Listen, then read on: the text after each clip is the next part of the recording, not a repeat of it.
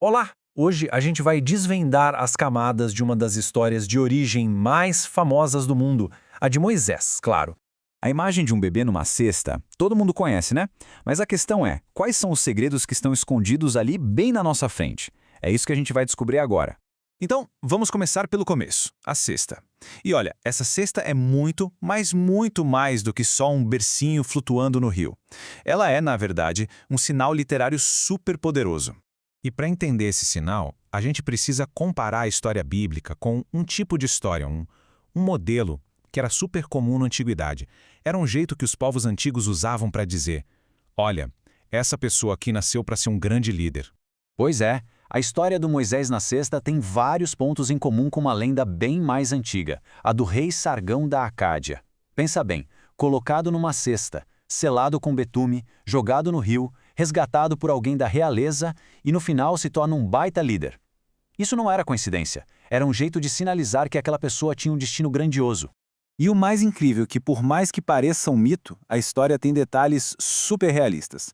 A cesta ser de papiros e selada com betume, isso faz todo sentido. Era exatamente a tecnologia da época e daquela região, lá no delta do Nilo.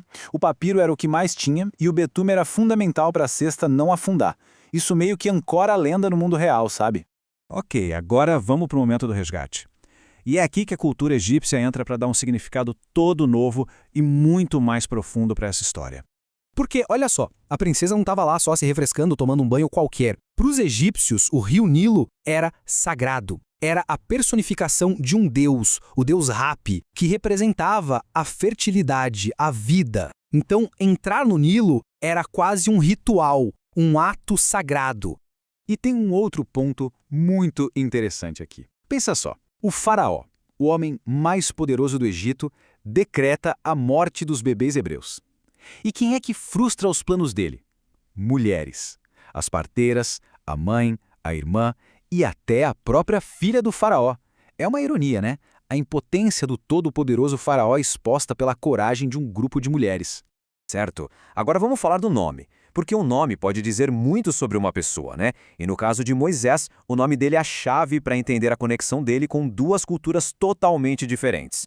A sacada genial do nome Moisés é que ele funciona perfeitamente nas duas línguas.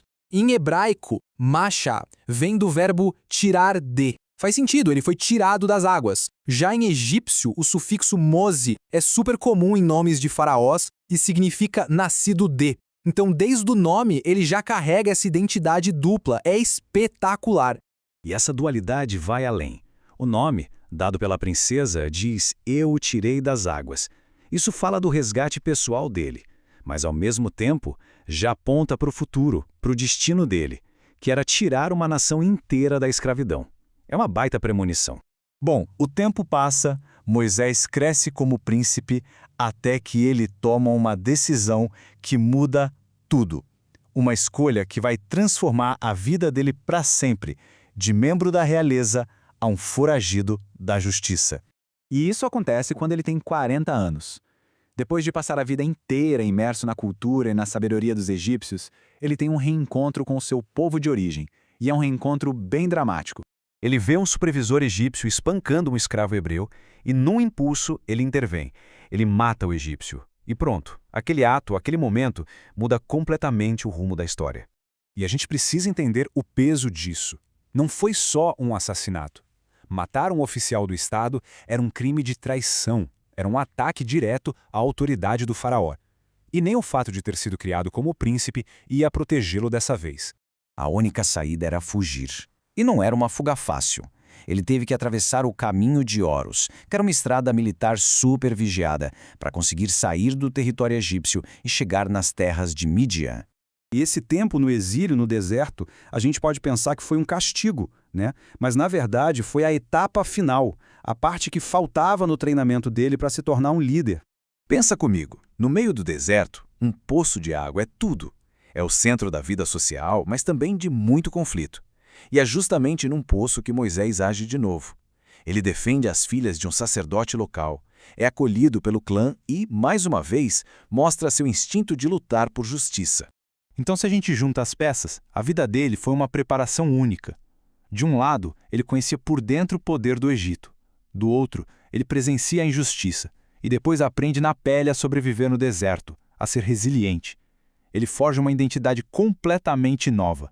Fica muito claro que uma coisa não funcionaria sem a outra.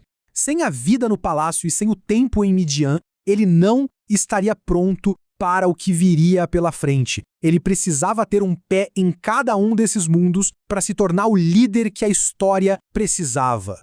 Então, quando a gente olha com mais atenção, um conto que parecia ser só sobre um resgate vira uma história super complexa sobre identidade, justiça e a formação de um líder. E isso faz a gente pensar, o que mais será que está escondido por baixo da superfície de tantas outras histórias que a gente acha que conhece de cor?